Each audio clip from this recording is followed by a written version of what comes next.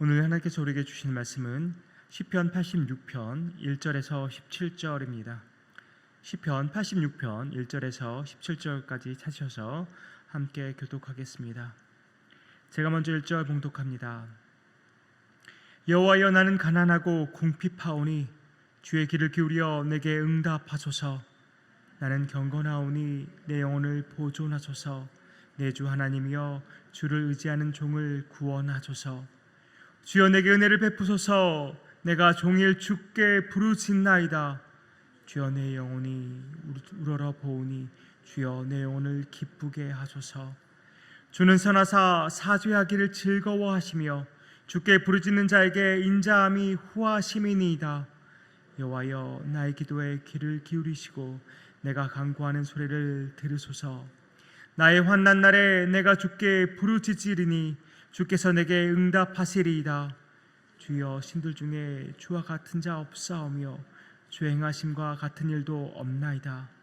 주여, 주께서 지으신 모든 민족이 와서 주의 앞에 경배하며 주의 이름의 영광을 돌리리이다. 위대하사 기한 일들을 행하시오니 주만이 하나님이시니이다. 여호와여, 주의 도를 내게 가르치소서. 내가 주의 진리에 행하오리니 일심으로 주의 이름을 경외하게 하소서. 주 나의 하나님이여, 내가 전심으로 주를 찬송하고 영원토록 주의 이름의 영광을 돌리오리니 이는 내게 행하신 주의 인자하심이 크사 내 영혼을 깊은 소울에서 건지셨음이니이다.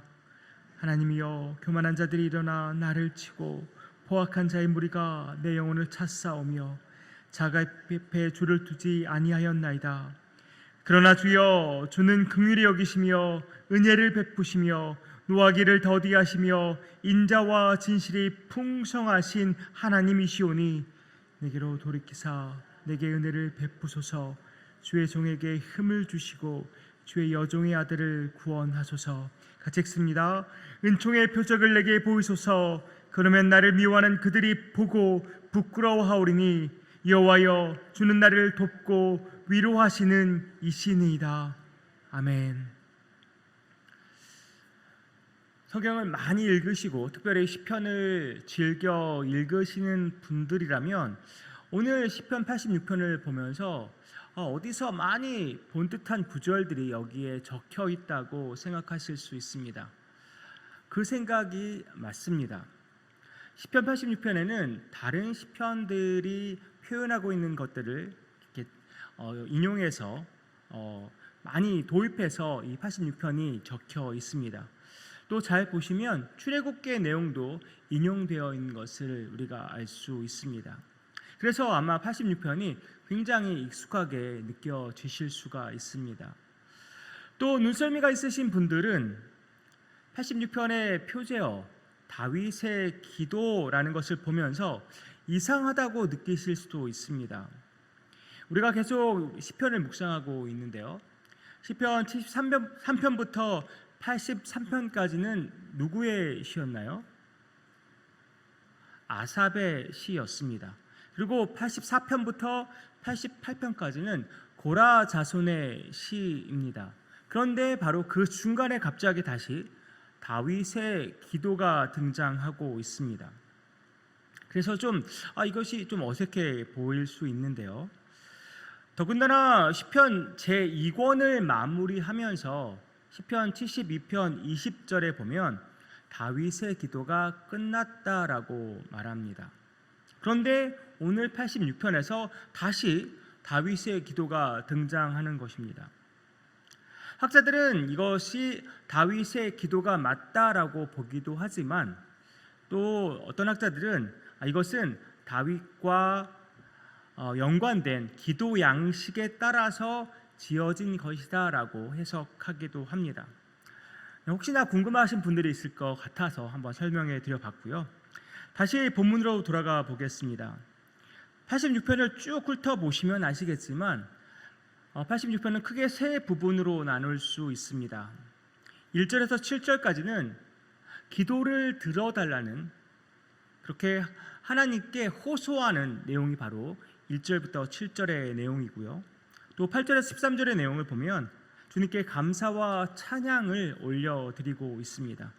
마지막으로 14절에서 17절은 다시 하나님께 구원을 호소하는 내용이 적혀 있습니다. 먼저 1절에서 7절을 보면 시인의 간절함이 느껴집니다. 자기가 가난하고 궁핍하다고 말합니다. 물론 이것이 경제적인 어려움이라고 말할 수도 있겠지만 경제적인 어려움이라고 말하기보다는 주님의 도움이 절실하다는 것을 그렇게 표현한 게 아닌가 싶습니다. 그래서 공동번역을 보면 이 1절을 이렇게 번역하고 있습니다. 불쌍하고 가련한 이 몸입니다. 불쌍하고 가련한 이 몸입니다. 시인은 지금 자기가 불쌍하고 가련한 몸임을 호소하면서 제발 내 기도에 응답해 달라고 하나님께 매달리고 있는 것입니다. 또 2절에서 뭐라고 말합니까? 나는 경건하오니, 다른 번역들을 보니까 나는 당신께 바쳐진 몸이니, 나는 당신께 바쳐진 몸이니 라고 번역하고 있습니다.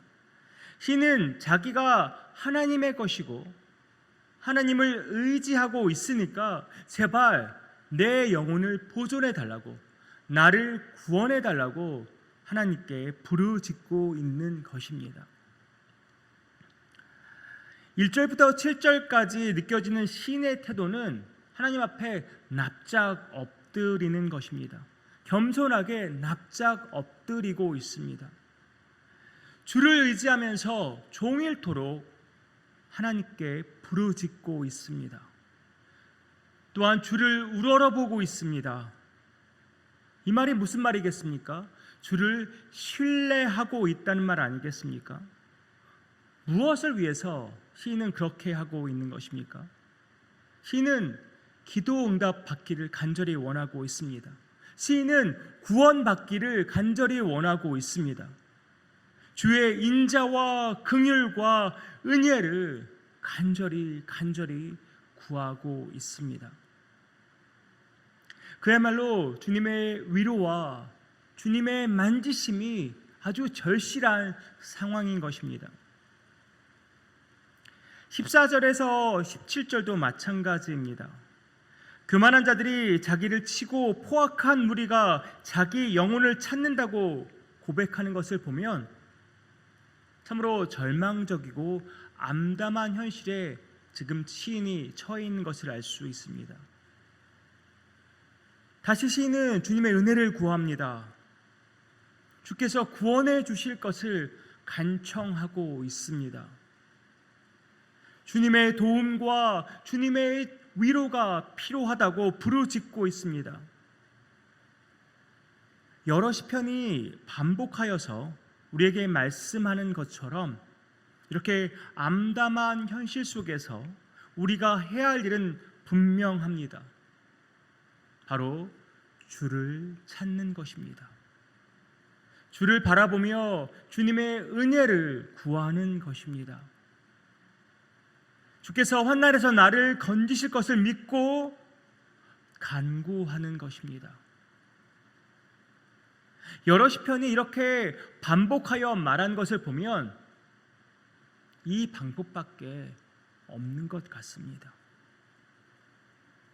우리가 주께 부르짖을 때에 주께서 반드시 응답하실 것입니다. 그리고 우리에게 위로를 베풀어 주실 것입니다.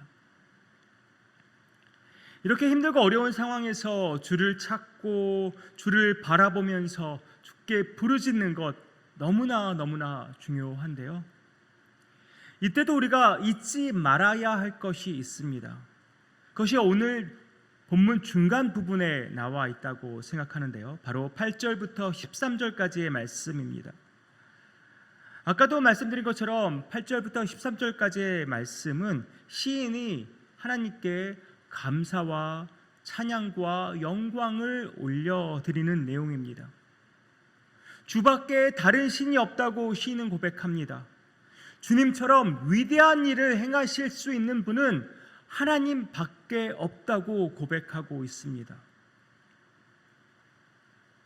주께서 베푸신 그 인자는 너무나 크고, 그래서 깊은 수월과 같은 심각한 문제에서 구원하실 분은 오직 여호와 하나님밖에 없다고 고백하고 있습니다. 그리고 그 놀라운 일들, 그 위대하신 하나님을 시인은 찬양하고 있습니다. 어려운 상황 속에서, 암담한 현실 속에서 주를 찬양하는 것, 주께서 행하신 일들을 노래하는 것, 결코 쉬운 일은 아닐 것입니다. 그러나 86편을 지은 시인은 낙심과 절망 중에 주께 도움을 구하는 그 순간에 하나님을 찬양하면서 그 이름을 높여드리고 있습니다. 시인은 이것으로 우리에게 지금 도전하고 있지 않나 싶습니다. 어느 상황에서든 주를 찬양하는 것은 멈출 수가 없다는 것입니다. 어떤 상황에 내가 처하든, 어떤 현실을 내가 마주하든, 그 속에서도 내가 할 일은 주를 찬양하고 주께 감사를 올려드리는 것이라는 것입니다.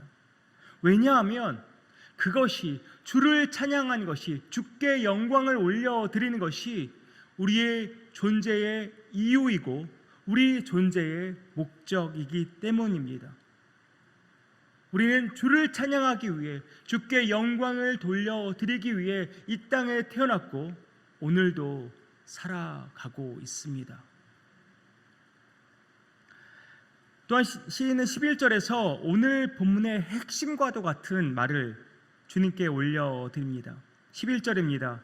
여호와여, 주의 도를 내게 가르치소서. 내가 주의 진리에 행하오리니 일심으로 주의 이름을 경외하게 하소서. 여호와여, 주의 도를 내게 가르치소서. 내가 주의 진리에 행하오리니 일심으로 주의 이름을 경외하게 하소서. 힘들고 어려운 상황 속에서 주를 찬양하는 것도 쉽지 않은 일인데, 시인은 지금 주께 무엇을 바라고 있습니까? 주께로부터 주의 도를 배우고 싶어 합니다. 주의 도를 배우고 주의 진리대로 행하기를 시인은 지금 원하고 있습니다. 또 일심으로, 다시 말해 나누어지지 않는 하나된 마음으로 주를 경외하기를 간절히 바라고 있습니다.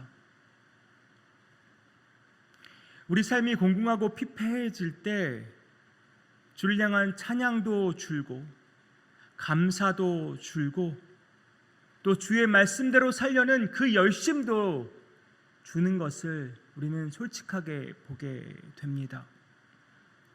그러나 오늘 시인은 암담한 현실 속에서도 주께 도움을 부르짖는 그 동시에 주를 찬양하고 주의 이름을 높이는 것을 잊지 않고 있습니다. 또 그럴 때일수록 주님 앞에 더 나아가서 주님의 말씀 속에서 주님을 더 알아가고 주님의 말씀대로 행할 것을 그래야 함을 시인은 잘 알고 있습니다. 세상 사람들은 아마 이것을 절대 이해하지 못할 것입니다. 그들이 볼 때는 참 말도 안 되는 일을 하는 것이죠. 그 암담한 현실 속에서, 그 어려운 상황 속에서 주를 찬양하는 것, 주의 말씀 앞으로 더욱더 나아가는 것, 세상 사람들은 이해할 수 없습니다.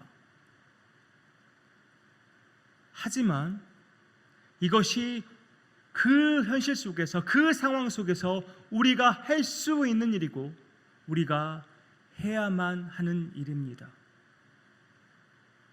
내 삶이 힘겨울 때 위대한 일을 행하신 주를 찬양하면 무슨 일이 생기겠습니까? 내 삶에도 위대한 일을 행하시는 주님을 보게 될 것입니다. 마음에 여유가 전혀 없는 그 순간에 주님 말씀 앞으로 나아가면 무슨 일이 생기겠습니까? 주께서 하나님 자신을 우리에게 보여주실 것입니다. 하나님이 누구신지 밝히 보여주실 것입니다. 그러면 우리는 환난 중에도 주를 찬양할 수 있고 주를 더 깊이 알고 주를 경외할 수 있게 되는 것입니다. 이런 놀라운 일을 경험하는 저와 여러분 되기를 간절히 소망합니다. 어려운 상황 속에서 당연히 주께 나아가 부르짖어야 합니다. 하지만 동시에 잊지 말아야 할 것은 그 상황 속에서도 주를 찬양하고 주님 말씀 앞으로 더욱더 나아가는 것입니다. 그때, 바로 그때 주님을 더욱더 깊이 만나게 될 것입니다. 바로 그때 주님의 놀라운 일들을 우리 두 눈으로 똑똑히 보게 될 것입니다. 이러한 복된 삶을 누리는 유장의 모든 권속들 되기를 주님의 이름으로 축복합니다. 기도하겠습니다.